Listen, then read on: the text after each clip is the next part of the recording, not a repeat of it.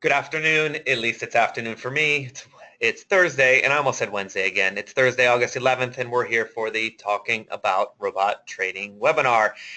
Today, we're going to ask a very basic question, and why consider anything else? We get talking about robots, and I don't know about you, but I get pretty darn excited talking about robots. Love talking about them, love researching them, love trading them most of the time, right? But we're going to ask a very, very simple question in a second. Right now, I'm going to flip my screen because last year, I don't know if anyone could hear it, but I was legitimately crestfallen at the end of last week's video recording. I thought we had a great webinar. I was flying through, showing my screen. I really felt like it was an important message. It was a cathartic message. And then at the end, the screen didn't change. I was legitimately upset about that. Hopefully you could hear that in my voice. So sorry about that. Now, I just changed the screen. Now I'm going over to my questions. And can anyone tell that I've changed my screen? Just give me, yes, it has changed. All right, I'm going to reduce this for a minute and I'll come back. Again, sorry for last week. That really, really upset me. Anyway, before we get into the very simple question of why consider anything else and why we are constantly looking around for things that maybe we don't even need, let's take a quick word or a quick moment and give a quick word about disaster. I've been writing for a few weeks about disaster, and disaster, if you haven't been reading, watching, listening, disaster is my no stops trading system. It's a trading system that does not use stop loss. And why do I call it disaster? Well, guess what? If you don't trade with a stop loss, your limit on your stop is forever. Right? It's infinity. It's your entire account. And I call it disaster because it can be very, very seductive and very, very enticing to win, win, win, win, win. But disaster is always with systems without stops. Disaster is always right around the corner. So that's the metaphor I'm using, is a no stop loss trading system, which I call disaster. Now, I've written about it a couple times, and there are a few more things I wanted to say before we get into this week's question, and that is, it's really, really hard for me to put everything on the line with only one trade. Meaning, if I'm a discretionary trader like I was before when I started trading this way, pressing the button to buy or sell, and knowing that that button may be the end of your trading account, that particular trade, it might be the one that goes against you forever, and there's nothing you can do about it. That's the reason I stopped trading this way, and that's the crux of this disaster conversation we've been having now for a couple of weeks. I mean, I need this money, right? I'm trading for a living. I can't lose an entire trading account. At least that's what I said last week, and it's the truth. I mean, I think we're in the same boat there. Um, so when we talk about no stops trading systems, I've talked about the benefits. There's the real problem. It's hard to put everything on the line for only one trade. Not a series of trades, but one trade. However, it's also really, really hard for me to ignore something that practically guarantees making money. And honestly, I could probably say it does guarantee making money. When you trade without a stop loss, even if it's a random entry that you pick with your eyes closed, there's a chance it's going to make money. If you just go a random entry, and Rob Booker has talked about this. In fact, he did a seminar that I attended live in 2009 with this very method. You randomly get into the market, go for a very small profit target, and then just win, win, win, win, win all the time, no matter what. And if it goes against you, you get out of trouble. You're talking about, 1 pip, 2 pips, 5 pip gain, whatever. Uh, you can randomly get in the market and win, as long as your profit target is nice and tiny. And you could do this for a long period of time and never encounter any sort of trouble. Now, for me, in my research, it helped to not have a random entry. It helped me to have a method. And my method was a trading method that went back to fair value, a trading system that went back to fair value. So I picked something that got extreme on one end, and then I traded it back to its 800 simple moving average or its fair value or whatever, however you may calculate that. And when you trade that way, you just win and win and win. Remember, in my own life, in my own eyes, I won like 60 in a row. And when I do all this testing on this particular type of system, you see winning streaks 50, 60, 70, 40 in a row. I mean, just all sorts of numbers across the board that you win. So if you trade a no-stop system, it is almost a guarantee that you're going to make money. And at least, as it says in parentheses there, for a certain period of time, right? The disaster is right around the corner, of course. But why am I ignoring it? It's the most money I've ever made. It's the easiest money. I hate to say that because trading's supposed to be hard, right? I mean, that's what everyone says. But it's easy. You pick the trade, hour later, you're done. While on one hand, I really honestly can't put everything on the line with one trade. At the other hand, why am I ignoring this? Why could you ignore something that clearly makes money? So anyway, that was the mindset when I wrote about a way to date disaster, meaning instead of selling disaster, I'm going home, leave me alone. Maybe you can deal with disaster. Maybe there's another way. All right. And the point that hopefully I made, but I want to make one more time because it's that important, is that if you decide to go for this, if you decide that you want to allocate some money to trade this way, and believe me, I am seriously considering doing this, understand that it's a sprint, right? Think about this, right? This is the point I want to make. If you have a system that wins and wins and wins and wins, and it's almost any system, but of course the better designed systems win even more consistently and longer, it's a sprint. It's say, okay, let's say the winning streak in a system is 50 trades in a row, right? And it does that kind of often, or 30 trades in a row, and that does it quite often. What you could do is say, I'm going to bet that this wins 30 times in a row, or 30 and then gets into trouble and then we get out of trouble, and then it wins 30 more, and then we get into trouble and get out of trouble, and then it wins 30 more. I am betting, with a lot of good numbers behind me, of course, that I can win a whole bunch before the one big bopper comes along and takes away all of our money. Okay? That's the bet we're making. And we have a lot of mathematical evidence behind us. It's like going to a roulette table, except your odds aren't 46% or whatever it is. Your odds are like 95% or something, even maybe even higher. Is it worth it to play that roulette and say, listen, with this allocation of my own hard-earned money, I'm going to bet that I get a bunch of winning before I get the big loser? That's what I was talking about yesterday. And when you have all this mathematical evidence, it's easy to say, okay, I'm going to take $500, $1,000, or whatever your budget is. If you're a trillionaire, maybe it's $100,000 you want to bet on. But you're basically betting, I'm going to sprint to double my account before something bad happens, right? So that's the methodology you're using. And that's a very interesting thing to think about, is it not?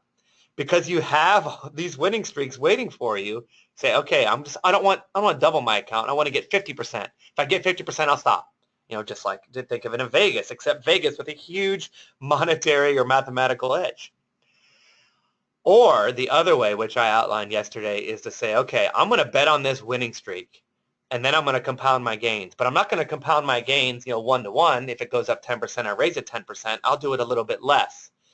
And if I win a whole bunch in a row and I compound my gains, but not as fast as my account grows, then I'm reducing that maximum drawdown. It gets less and less and less as I go, right? In other words, it's saying I'm going to make a lot of money on this before I lose it all, or I go through that big drawdown. And if you use compounding in a smart way, not 1-to-1, but something less, if you don't lose right away, you can win big, right? If you can trade this for 6 months, a year and a half, which is not out of the question. It's not. I mean, I've seen it, right? If you don't lose right away and you can compound these gains and lessen that drawdown, lessen that drawdown, lessen that drawdown, if you can get a winning streak, and of course it's luck, right? But it's luck based on a very, very good guess and mathematical evidence. But if you go long enough, you can get that drawdown to a manageable level, and maybe you won't lose your account at all. Okay. Now, all of this, as I said in my article, all of this comes down to the fact that you know what your maximum drawdown is. What's the worst it ever does? And that worst it ever does, hopefully, is not a margin call, lose your whole account. I have numbers on TradeStation. I have numbers on multi-charts. Both of those are extraordinarily similar. Not the same, but similar.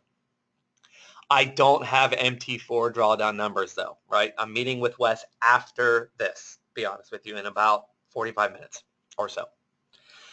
So you have to look at it on MT4, and I will, but the drawdowns have to be similar. And if they are, then isn't this something fun to think about? Well, it's exciting for me, and this is where I'd love to have feedback. It doesn't have to be today. It can be email if you're watching this on a recording, whatever.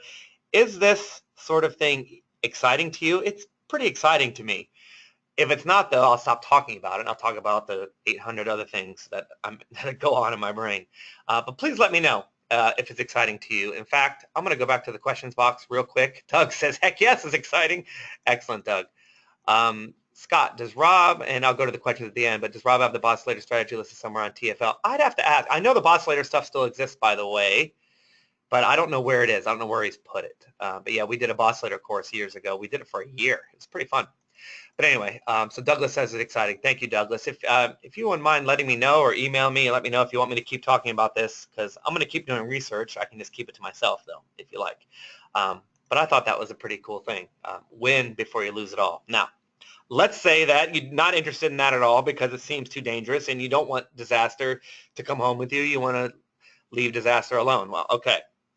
Then think about this. The other thing that's on the top of my brain is why be so complicated? We're putting together portfolios. We're matching up specialists that use the rollover, or the credit rollover that we talk about in Forex pairs. We've talked about the lone wolf. We've talked about Friday only. We've talked, I've traded 11. I've traded 15. I'm currently trading 9. Why be so complicated and why worry about all this? What if the best answer to your trading is a simple one, and it's right under your nose? And when I say your nose, I mean my nose, of course, right? What is so great about being complicated? And we'll see if I put together an 11 robot portfolio. I almost said 11-person portfolio. 11 robot portfolio. Is it 10? Is it 9? Is it 7? Is it 15? Is it 20? Is it 112? What if the answer is a whole lot simpler than that? And so I was scrolling through my charts, and by the way, I have so many charts, and what I like to do is test stuff out and then leave it alone and come back to it months later and take a look, which is very similar to what I've done for today.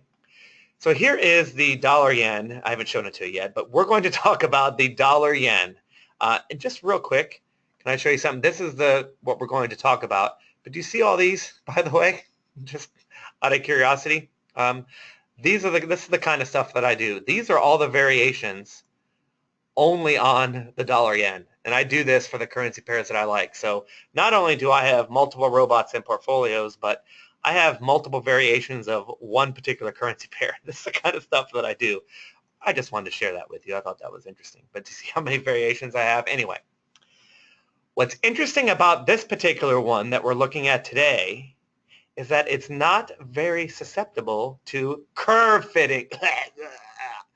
I hate to say curve fitting, as you know. Anyway, we can talk about that some other time. But it's not as susceptible to curve fitting. Now, why?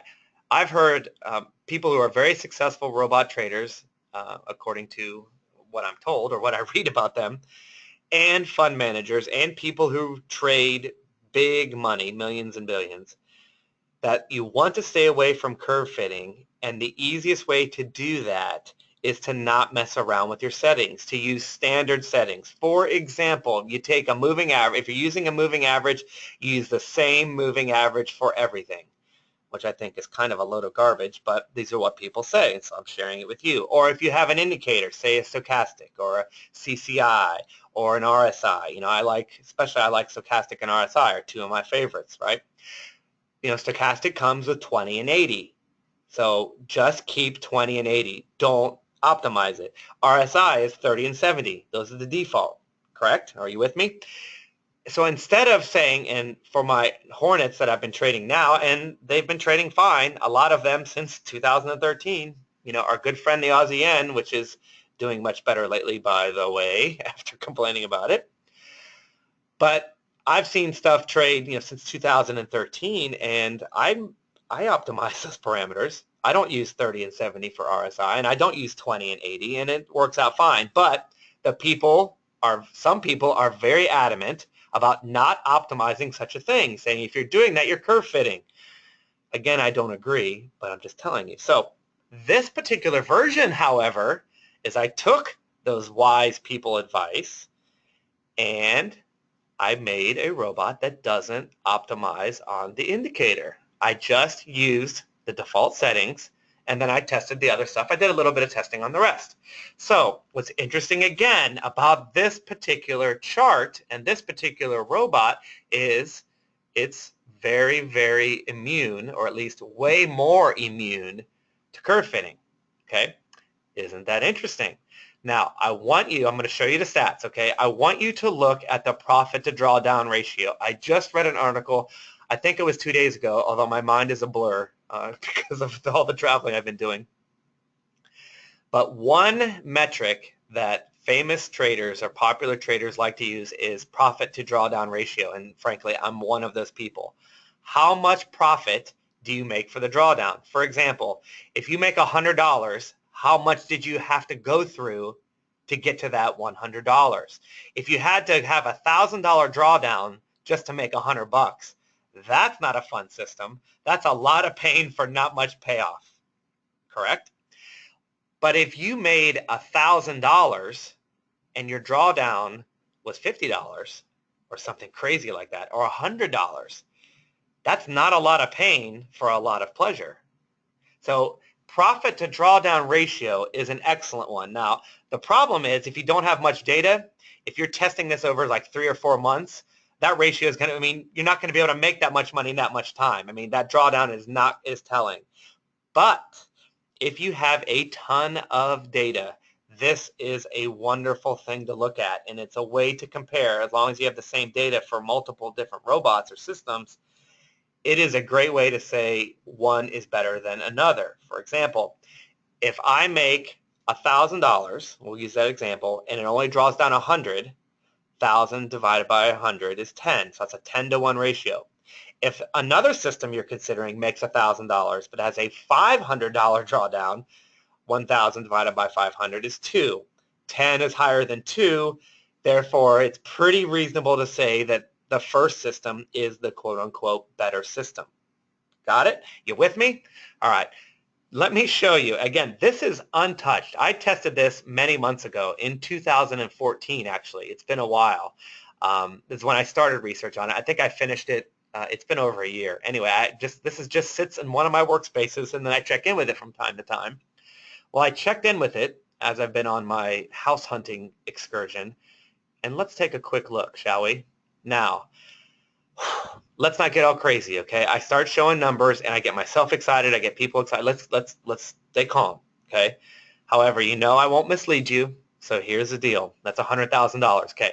I used, according to Oanda's head person, Jared, whom I talked to many, many times and who facilitated this move from TradeStation to Oanda. I talked to Jared personally, and I wanted to know, according to him, the expert, how much leverage could I use on a dollar-yen $10,000 account? So this is for a hypothetical $10,000 account. These aren't numbers. These numbers aren't real. They're all hypothetical based on smart data testing, right? This is not something that I've actually done, right? Just in case you're wondering, I say that all the time, but just making sure.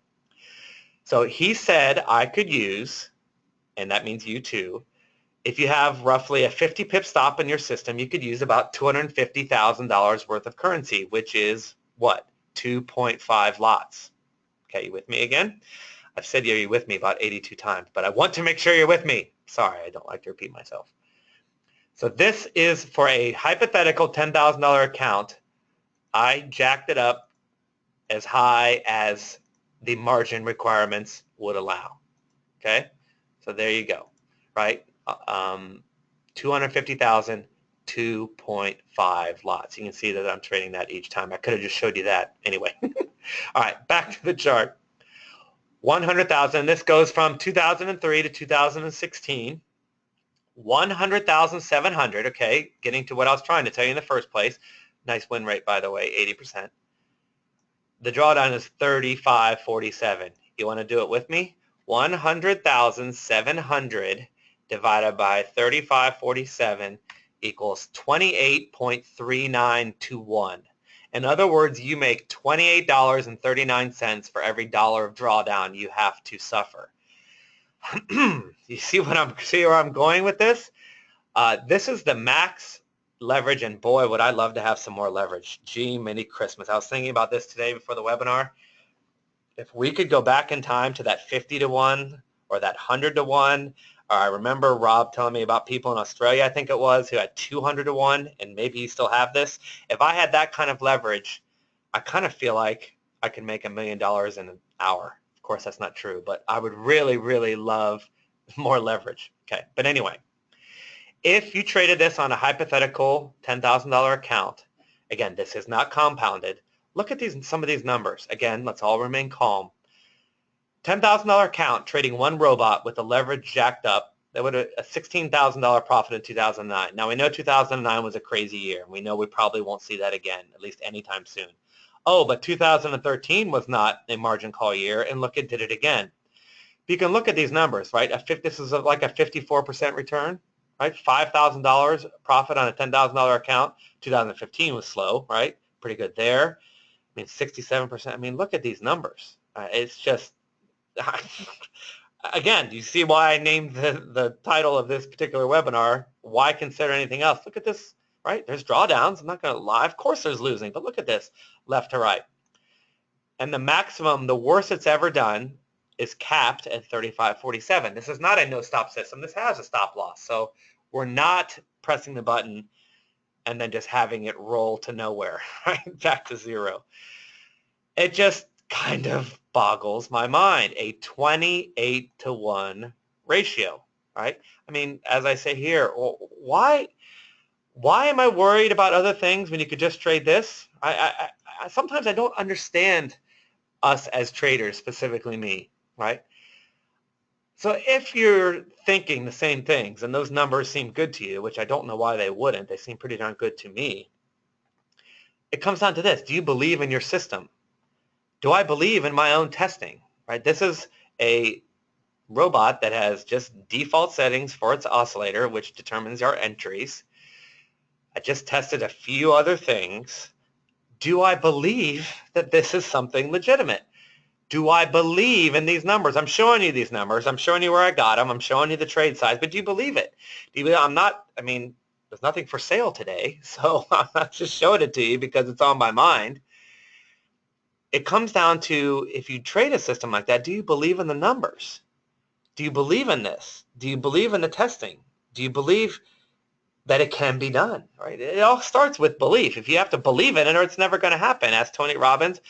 By the way, great documentary, or at least a very interesting documentary on Tony Robbins, by the way. I just watched the other night. But A, do you believe in your system? Or B, most importantly, can you make it through the drawdown? Now, I show you something like that, or I look at something like that, and it's just a party. I mean, this just looks like I just want to take all my money and just trade this. That's the way I feel, you know. But then we look at the monthly, and here's where we get into, do you believe in your system? Now, it's been pretty awesome in 2016. I'm not going to lie to you. It's down. It has two trades in August so far, hypothetical trades, and they're down $100. Again, remember, slippage and trading costs are built in. I build those in. It should be a lot better if I didn't put trading costs in. But the question really becomes, you know, I was very whiny last week and angry about losing, or at least having a little bit of drawdown. Well, there's a little bit of drawdown. There's a little bit of drawdown. There's a little bit of drawdown. Drawdown, drawdown, drawdown, drawdown. 1, 2, 3, 4, 5, 6 months, right? Would you email me? Would you talk to your trading partner? Would you complain on a message board? Would you lament and cry at a webinar like I did? My system is bad. My system is bad. 1, 2, 3, 4, 5, 6 months. Where are you in 6 months? You're a loser in this 6-month period.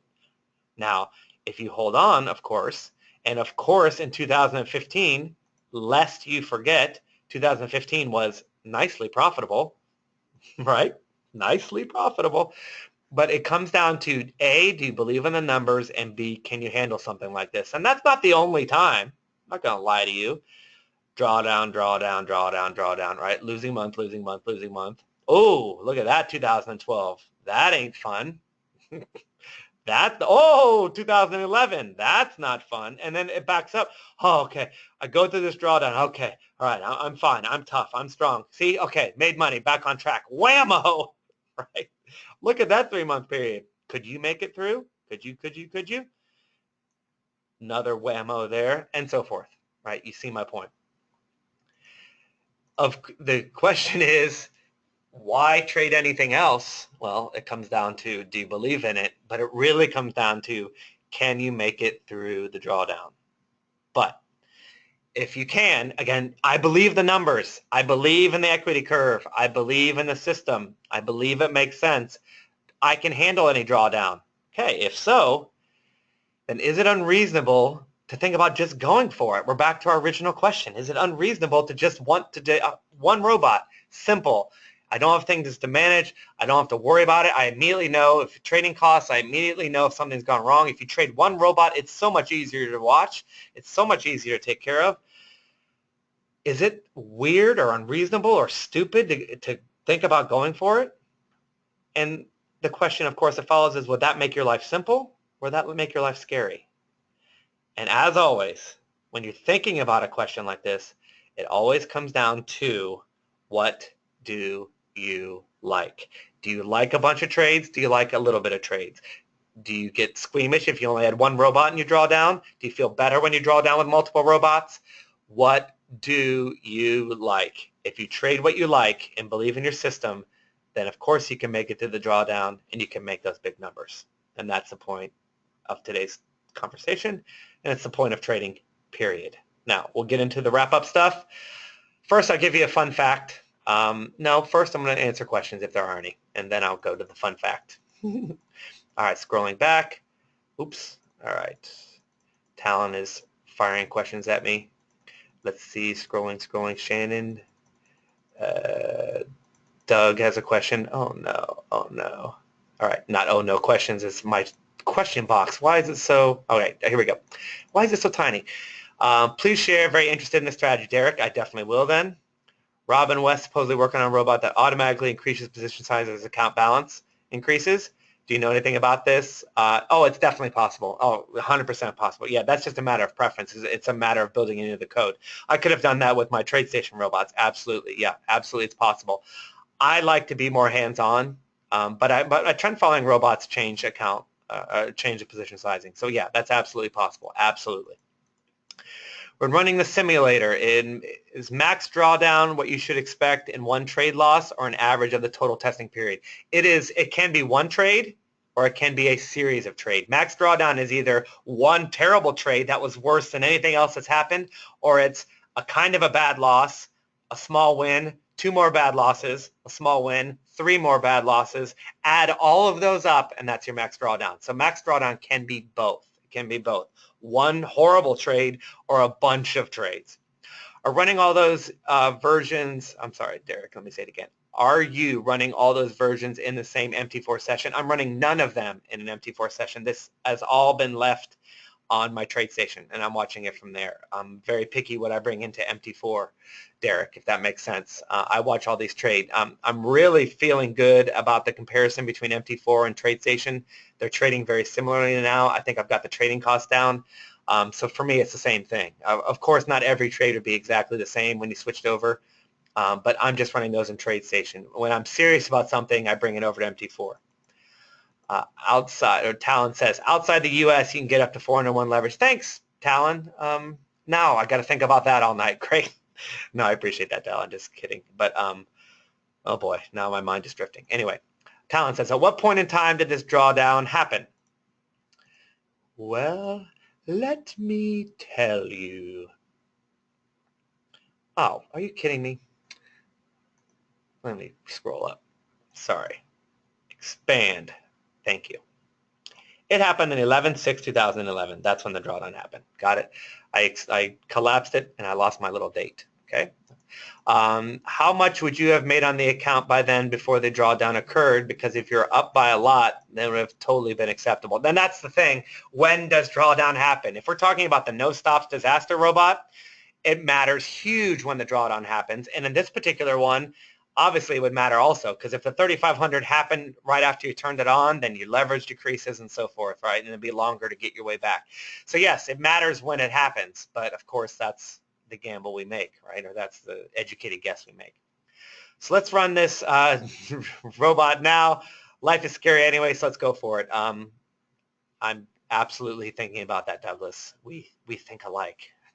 Are you going to put live money into that dollar yen robot? Well, the answer is maybe, because I'm comparing it to all of my other dollar yen robots, and I may have one better, and that may be the one that's already in the portfolio. So I'm going to take a good look. They're very, very similar. And furthermore, Douglas, I'm also going to do MT4 testing, because my first run with MT4 testing is everything looked almost identical, which is pretty darn cool. So yes, this is a very hard thought, 24-hour, 48-hour idea. This happened this week, and I've been thinking about it for a long time, but I wanted to talk about it this week. So yes, I'll have more answers, but yes, I want to get started on it. What do you think is the capacity of a single MT4 session to run multiple robots, multiple portfolios of robots? They told me, actually, if you can email Justin. If you're a Justin person, they told me it is for the free session that you get, that my members get, they get free VPS, which I'll talk about. You can run, I think, up to 9 charts, 3 different sessions, 9 to 10 charts. I think that's what they told me. But please have them tell you I'm not an expert on their VPS. I'm running it, but I'm running it less than 10 charts, so I'm okay for right now. But I will probably upgrade into their higher level and run more. But please email Justin if you don't have the Beaks people. Email Justin, and they'll tell you exactly. I think it's 9 to 10 charts, 3 different sessions. Talon says, was this the Hornet? Yes, it's a version of the Hornet. Yes, yes, yes. Please keep us posted. Yes. Have you sidelined that robot built? Let me see. That you built. Have you sidelined the robot that you built based on Rob's idea of grabbing profit immediately? I know you had NTS. I'm not, honestly, Derek, and I'm so strung out. I apologize. I'm excited to be here today. I don't know which robot you mean. So you can just email me if you want, and I can answer it or be more specific. Because I do have robots that do take quick profit, but I'm not sure of the one that you're talking about. All right, let's wrap this up. Here's a fun fact, by the way. It's real quick. I read today. This is what I read today. The average hedge fund is up 3% this year as of August 11, 2016. All right. I was belly aching last week, and that portfolio is up 10%, right? Remember, I was belly aching about these past 3 months, right? But if you look at the performance since January, right, you're up $1,000 on a hypothetical $10,000 account. So that's up over 10%. So I'm belly aching, and it's way better than the average hedge fund. Just thought I'd do that to mock myself. Is patience and perspective important to success? I wonder. Yeah, I wonder if not panicking when you have a few bad trades. All right, quick updates. I'm meeting with Wes in a little while, so hopefully I'll have that second no stops robot done. It's not testing out on MT4, so I need to get that fixed. I don't have drawdown numbers, but that'll be very soon. Traveling and looking for houses in South Carolina, Florida, etc. has been 42.7 times harder than I expected. Actually, it went up. It's 43.3. I have not enjoyed it at all. I've seen some great places, but this is not fun. I thought it'd be a fun adventure, and I've been sorely disappointed. But we're going to find something good. I know that. But I'll have more testing on the trend following robots soon, so I apologize for that. I'm in the process of moving my blog to a new site. I've been under the TFL server website, and I want to kind of get out on my own. I think it's a little misleading. I feel bad because a lot of TFL members have said, I'm a TFL member. Can I get your stuff? And I'm like, well, I don't work for TFL. Well, if I don't work for TFL, then why do I have TFL? Obviously, I talk to Rob all the time, and I love working with him, and we'll probably work together a million more times. But it's time for me to get my own server. So there probably will be a new site for my blog. I'll transfer all of that stuff over. But YouTube is a great recommendation if you want to get updated, especially on videos. What in the heck is that? Oh, that's my MT4 testing. Please subscribe to my YouTube channel if you're interested. I'd love to get the same amount of email people or people on my email list as I do on my YouTube channel. I'd love for them to be the same. Right now it's about, I don't know, not 10 to 1, about 8 to 1 more email subscribers than I do YouTube. Anyway, I just love to have everybody on the same page. I'm going to be doing more stuff on YouTube. So anyway, I'd love for that to be, I don't want to belabor that, I would love that for that to be the same as my email list. It would make my life wonderful. It would make it very organized for me. I can get the information to you and it's not all over the place. So anyway. And then, of course, I have links to Oanda's free VPS if you want them. Several people have emailed me, and I've emailed back, and it's been fantastic. Last thing before we go, and I'm a little bit over time, sorry. That's my email, of course. If you are new to this, you don't know how to find me on YouTube, and shut the heck up, MT4, seriously. Shut the heck up. All right, YouTube, YouTube channel. Go to YouTube. And then after you get to YouTube, go to Scott Welsh Trading. Just type that in. And then you'll see me come up and just click on Scott Welsh, and it has everything, every video that I've ever done. All right, everybody. That is that. I'm taking off. I'm going to meet with Wes and then maybe go walk on the beach because I'm about 25 feet from it. I enjoyed being here. As always, feel free to email me, follow Twitter, anything else you need to do. And I'm glad I got the slides right. All right, I'll talk to you later, everyone. Have a great week. Bye for now.